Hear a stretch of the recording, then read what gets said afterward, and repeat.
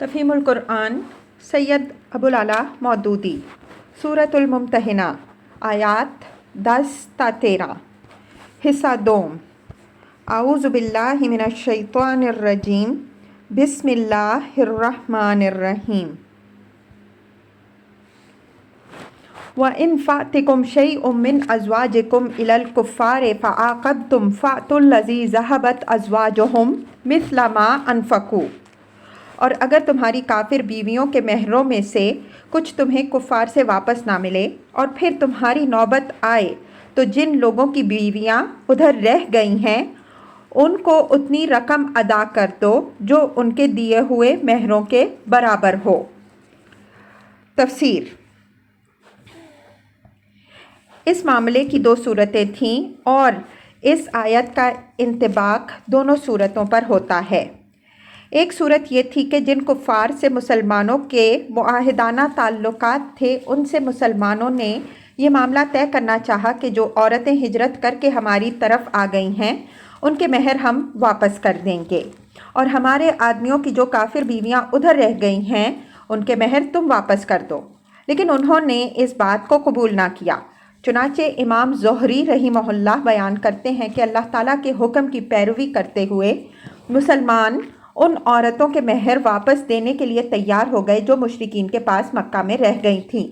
مگر مشرکوں نے ان عورتوں کے مہر واپس دینے سے انکار کر دیا جو مسلمانوں کے پاس ہجرت کر کے آ گئی تھیں۔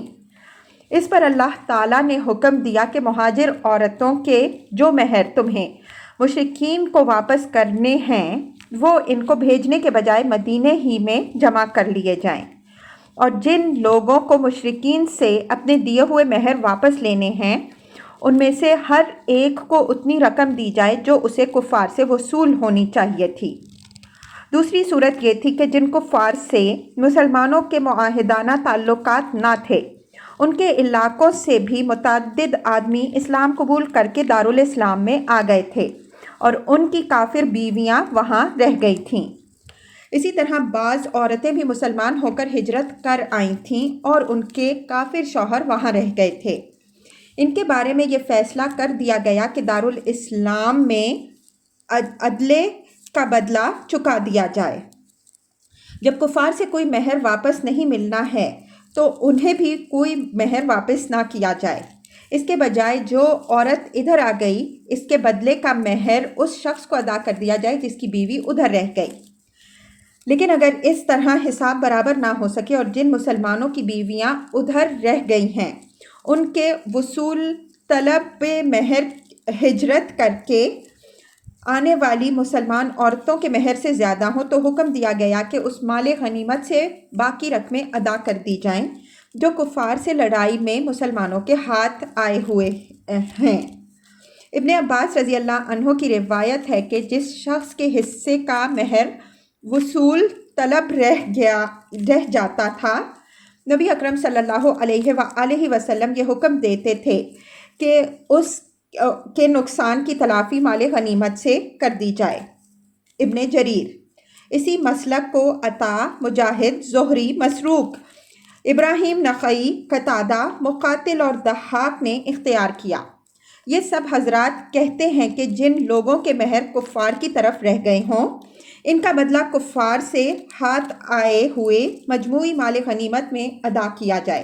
یعنی تقسیم غنائم سے پہلے ان لوگوں کے فوت شدہ مہر ان کو دے دیے جائیں اور اس کے بعد تقسیم ہو جس میں وہ لوگ بھی دوسرے سب مجاہدین کے ساتھ برابر کا حصہ پائیں۔ بعض فقہا یہ بھی کہتے ہیں کہ صرف اموال غنیمت ہی نہیں اموال فے میں سے بھی ایسے لوگوں کے نقصان کی تلافی کی جا سکتی ہے، لیکن اہل علم کے ایک بڑے گروہ نے اس مسلک کو قبول نہیں کیا ہے۔ وَاتَّقُوا اللَّهَ الَّذِي أَنْتُمْ بِهِ مُؤْمِنُونَ، اور اس خدا سے ڈرتے رہو جس پر تم ایمان لائے ہو۔ یا ایھا النبی، اے نبی صلی اللہ علیہ وآلہ وسلم، اذا جاءک المؤمنات یبایعنک، جب تمہارے پاس مومن عورتیں بیعت کرنے آئیں۔ تفسیر۔ جیسا کہ ہم پہلے بیان کر چکے ہیں یہ آیت فتح مکہ سے کچھ پہلے نازل ہوئی تھی۔ اس کے بعد جب مکہ فتح ہوا تو قریش کے لوگ جوک در جوک حضور صلی اللہ علیہ وآلہ وسلم سے بیعت کرنے کے لیے حاضر ہونے لگے۔ آپ صلی اللہ علیہ وآلہ وسلم نے مردوں سے کوہ صفا پر خود بیعت لی اور حضرت عمر رضی اللہ عنہ کو اپنی طرف سے مامور فرمایا کہ وہ عورتوں سے بیعت لیں اور ان باتوں کا اقرار کرائیں جو اس آیت میں بیان ہوئی ہیں۔ پھر مدینہ واپس تشریف لے جا کر آپ صلی اللہ علیہ وآلہ وسلم نے ایک مکان میں انصار کی خواتین کو جمع کرنے کا حکم دیا اور حضرت عمر رضی اللہ عنہ کو ان سے بیعت لینے کے لیے بھیجا۔ عید کے روز بھی مردوں کے درمیان خطبہ دینے کے بعد آپ صلی اللہ علیہ وآلہ وسلم عورتوں کے مجمع کی طرف تشریف لے گئے اور وہاں اپنے خطبے کے دوران میں آپ صلی اللہ علیہ وآلہ وسلم نے یہ آیت تلاوت کر کے ان باتوں کا عہد لیا جو اس آیت میں مذکور ہیں۔ ان مواقع کے علاوہ بھی مختلف اوقات میں عورتیں فرداً بھی اور اجتماعی طور پر بھی آپ صلی اللہ علیہ وآلہ وسلم کی خدمت میں حاضر ہو کر بیعت کرتی رہیں، جن کا ذکر متعدد احادیث میں آیا ہے۔ الا اللہ یشرکن باللہ شیئا،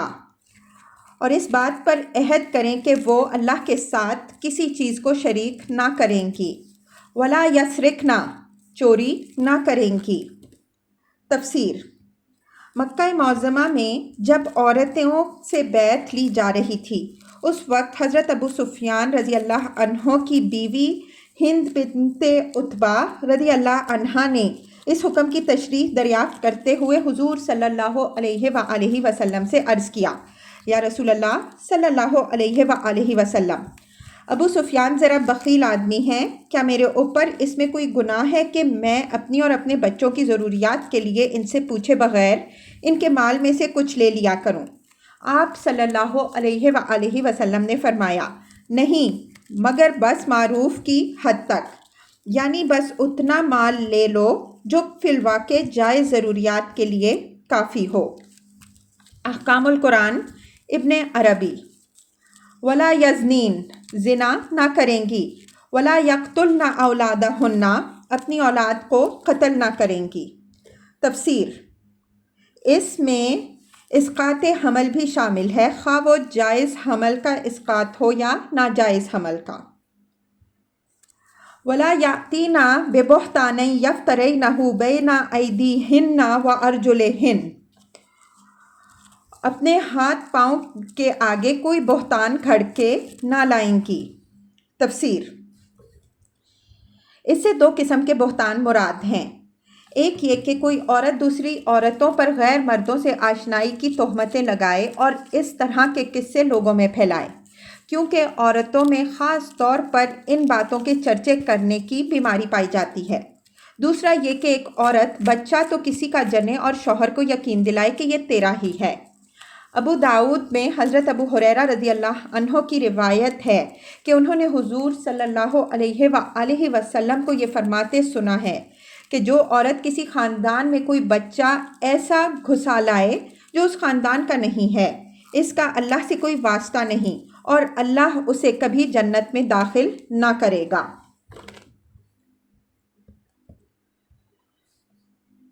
ولا یعصینک فی معروف، اور کسی امر معروف میں تمہاری نافرمانی نہ کریں گی۔ تفسیر: اس مختصر سے فقرے میں دو بڑے اہم قانونی نکات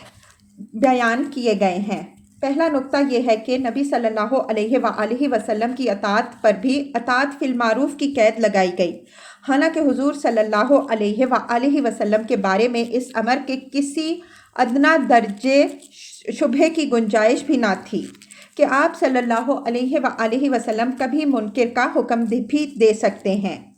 اس سے خود بخود یہ بات واضح ہو گئی کہ دنیا میں کسی مخلوق کی اطاعت قانون خداوندی کے حدود سے باہر جا کر نہیں کی جا سکتی،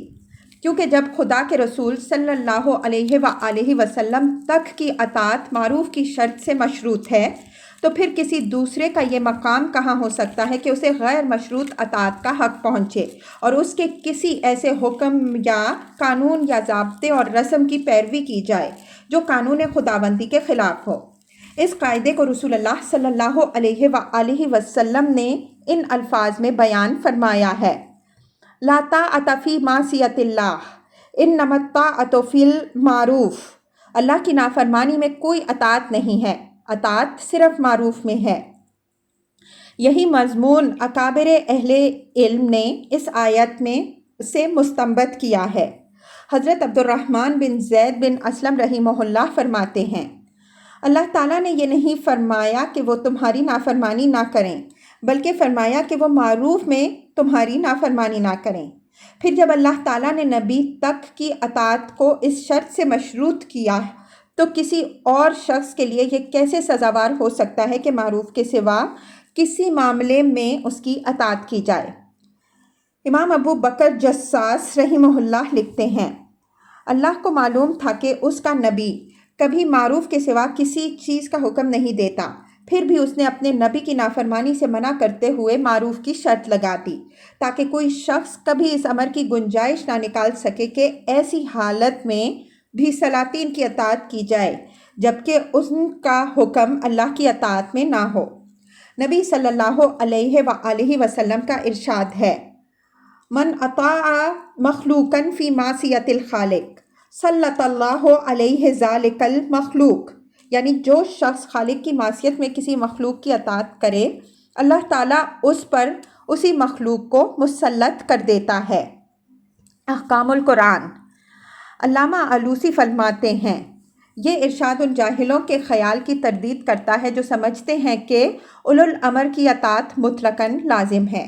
اللہ تعالیٰ نے تو رسول کی اطاعت پر بھی معروف کی قید لگا دی ہے، حالانکہ رسول کبھی معروف کے سوا کوئی حکم نہیں دیتا۔ اس سے مقصود لوگوں کو خبردار کرنا ہے کہ خالق کی معصیت میں کسی کی اطاعت جائز نہیں ہے۔ روح المعانی۔ پس در حقیقت یہ ارشاد اسلام میں قانون کی حکمرانی، رول آف لا کا سنگ بنیاد ہے۔ اصولی بات یہ ہے کہ ہر کام جو اسلامی قانون کے خلاف ہو جرم ہے، اور کوئی شخص یہ حق نہیں رکھتا کہ ایسے کسی کام کا کسی کو حکم دے۔ جو شخص بھی خلاف قانون حکم دیتا ہے وہ خود مجرم ہے، اور جو شخص اس حکم کی تعمیل کرتا ہے وہ بھی مجرم ہے۔ کوئی ماتحت اس عذر کی بنا پر سزا سے بچ نہیں سکتا کہ اس کے افسر بالا نے اسے ایک ایسے فعل کا حکم دیا تھا جو قانون میں جرم ہے۔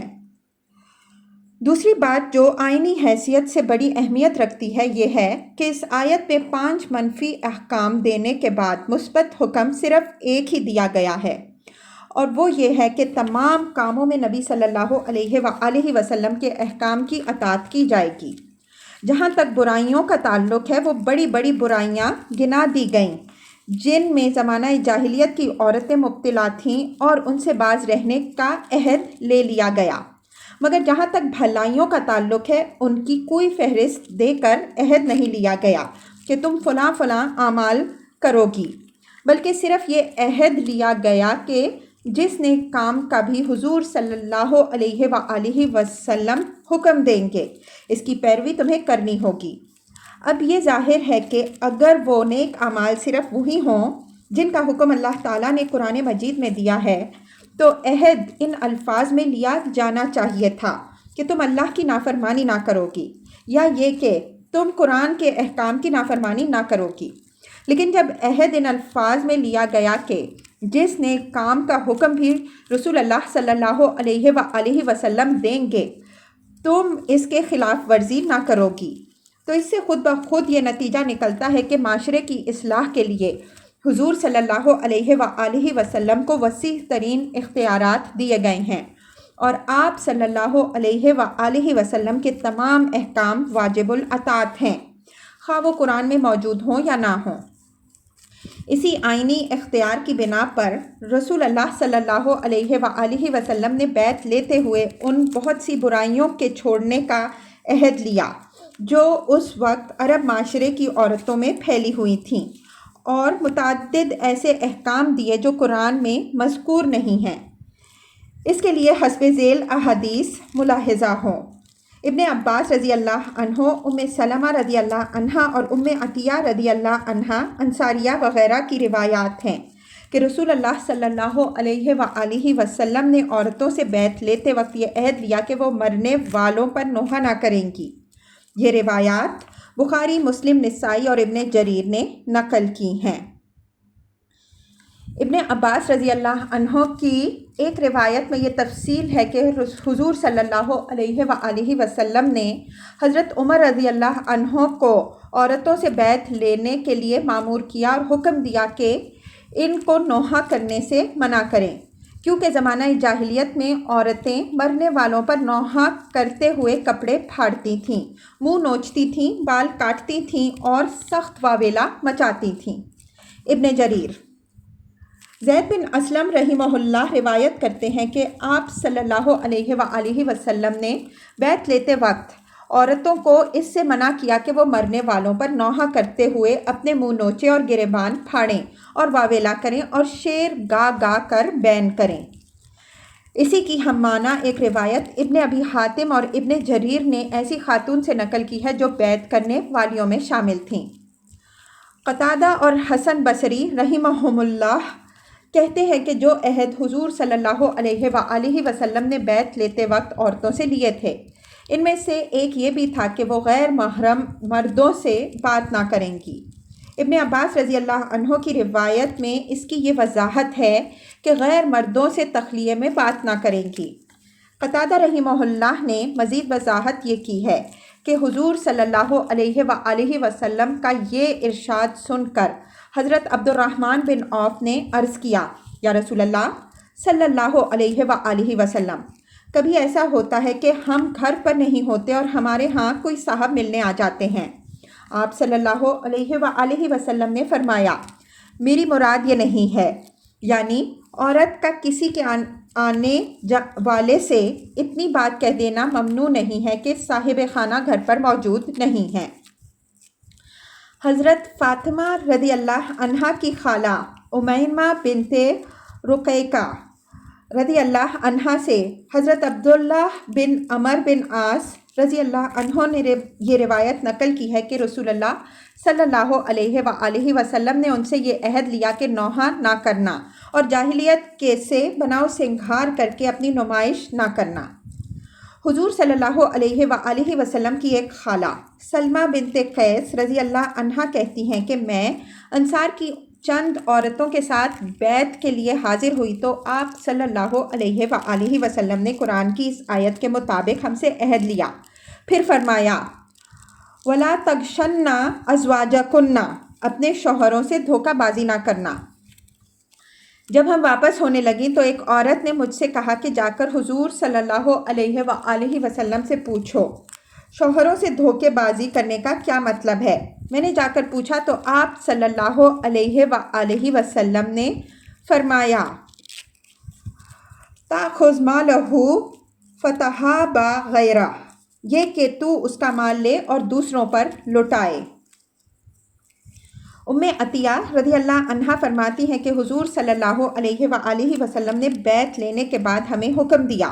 کہ ہم عیدین کی جماعت میں حاضر ہوا کریں گی، البتہ جمعہ ہم پر فرض نہیں ہے، اور جنازوں کے ساتھ جانے سے ہمیں منع فرما دیا۔ جو لوگ حضور صلی اللہ علیہ وآلہ وسلم کے اس آئینی اختیار کو آپ صلی اللہ علیہ وآلہ وسلم کی حیثیت رسالت کے بجائے حیثیت امارت سے متعلق قرار دیتے ہیں اور کہتے ہیں کہ آپ صلی اللہ علیہ وآلہ وسلم چونکہ اپنے وقت کے حکمران بھی تھے، اس لیے اپنی اس حیثیت میں آپ صلی اللہ علیہ وآلہ وسلم نے جو احکام دیے وہ صرف آپ صلی اللہ علیہ وآلہ وسلم کے زمانے تک ہی واجب الاطاعت تھے۔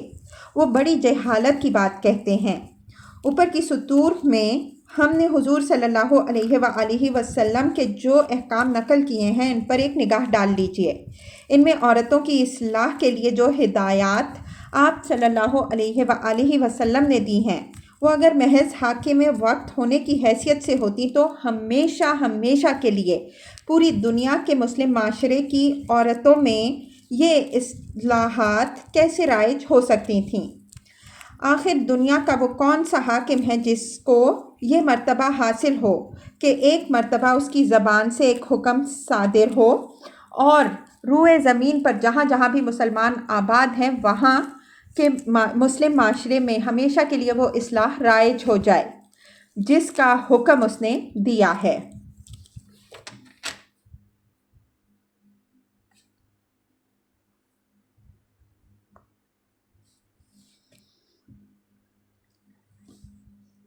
فَبَأْيَعْهُنَّ تو ان سے بیعت لے لو۔ تفسیر۔ معتبر اور متعدد احادیث سے معلوم ہوتا ہے کہ رسول اللہ صلی اللہ علیہ وآلہ وسلم کے زمانے میں عورتوں سے بیعت لینے کا طریقہ مردوں کی بیعت سے مختلف تھا۔ مردوں سے بیعت لینے کا طریقہ یہ تھا کہ بیعت کرنے والے آپ صلی اللہ علیہ وآلہ وسلم کے ہاتھ میں ہاتھ دے کر عہد کرتے تھے، لیکن عورتوں سے بیعت لیتے ہوئے آپ صلی اللہ علیہ وآلہ وسلم نے کبھی کسی عورت کا ہاتھ اپنے ہاتھ میں نہیں لیا، بلکہ مختلف دوسرے طریقے اختیار فرمائے۔ اس کے بارے میں جو روایات منقول ہوئی ہیں وہ ہم ذیل میں درج کرتے ہیں۔ حضرت عائشہ رضی اللہ عنہا فرماتی ہیں کہ خدا کی قسم بیعت میں حضور صلی اللہ علیہ وآلہ وسلم کا ہاتھ کبھی کسی عورت کے ہاتھ سے چھوا تک نہیں۔ آپ صلی اللہ علیہ وآلہ وسلم عورت سے بیعت لیتے ہوئے بس زبان مبارک سے یہ فرمایا کرتے تھے کہ میں تجھ سے بیعت لیتا ہوں۔ امیمہ بنت رقیقہ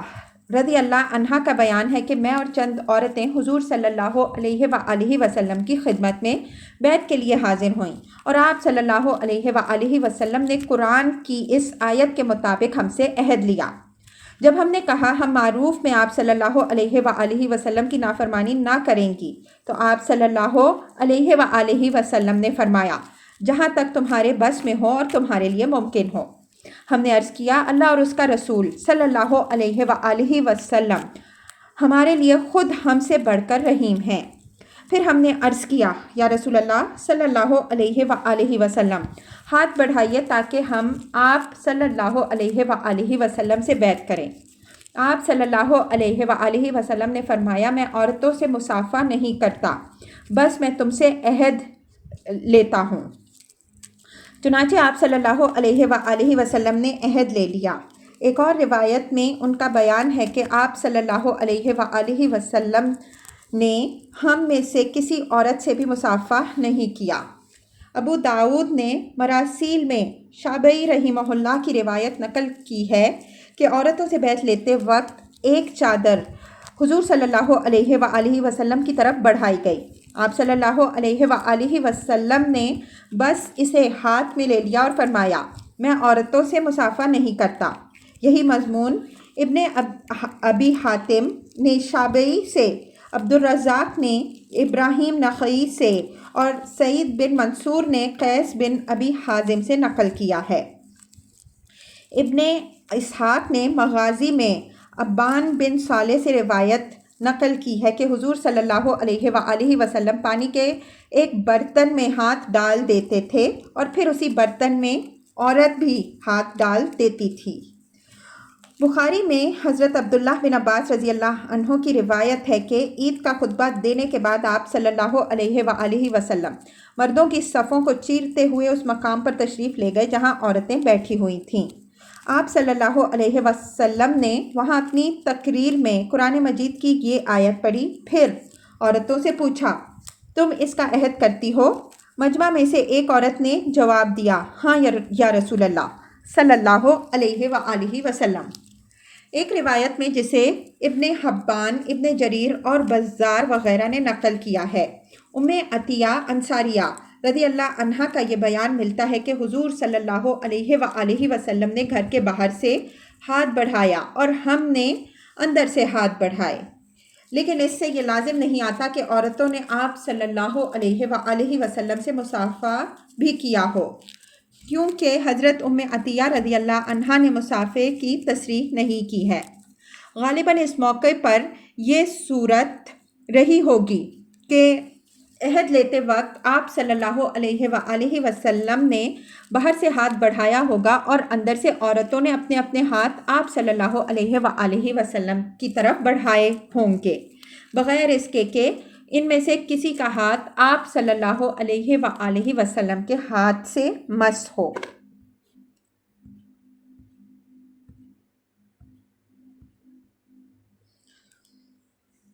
وَاسْتَغْفِرْ لَهُنَّ اللَّهُ، اور ان کے حق میں اللہ سے دعائے مغفرت کرو۔ ان اللہ غفور الرحیم، یقیناً اللہ درگزر فرمانے والا اور رحم کرنے والا ہے۔ یا ایھا الذین آمنو، اے لوگوں جو ایمان لائے ہو، لا تتولوا قوما غضب اللہ علیہم، ان لوگوں کو دوست نہ بناؤ جن پر اللہ نے غضب فرمایا ہے۔ قد یئسوا من الآخرۃ کما یئس الکفار من اصحاب القبور، جو آخرت سے اسی طرح مایوس ہیں جس طرح قبروں میں پڑے ہوئے کافر مایوس ہیں۔ تفسیر: اصل الفاظ ہیں قد یئسوا من الآخرۃ کما یئس الکفار من اصحاب القبور۔ اس کے دو معنی ہو سکتے ہیں، ایک یہ کہ وہ آخرت کی بھلائی اور اس کے ثواب سے اسی طرح مایوس ہیں جس طرح زندگی بعد موت سے انکار کرنے والے اس بات سے مایوس ہیں کہ ان کے جو عزیز رشتہ دار قبروں میں جا چکے ہیں وہ کبھی پھر زندہ کر کے اٹھائے جائیں گے۔ یہ معنی حضرت عبداللہ بن عباس رضی اللہ عنہ اور حضرات حسن بصری، قتادہ اور ضحاک رحمہم اللہ نے بیان کیے ہیں۔ دوسرے معنی یہ ہو سکتے ہیں کہ وہ آخرت کی رحمت و مغفرت سے اسی طرح مایوس ہیں جس طرح قبروں میں پڑے ہوئے کافر ہر خیر سے مایوس ہے کیونکہ انہیں اپنے مبتلا عذاب ہونے کا یقین ہو چکا ہے۔ یہ معنی حضرت عبداللہ بن مسعود رضی اللہ عنہ اور حضرات مجاہد، اکرمہ ابن زید کلبی اور مقاتل اور منصور رحمہم اللہ سے منقول ہیں۔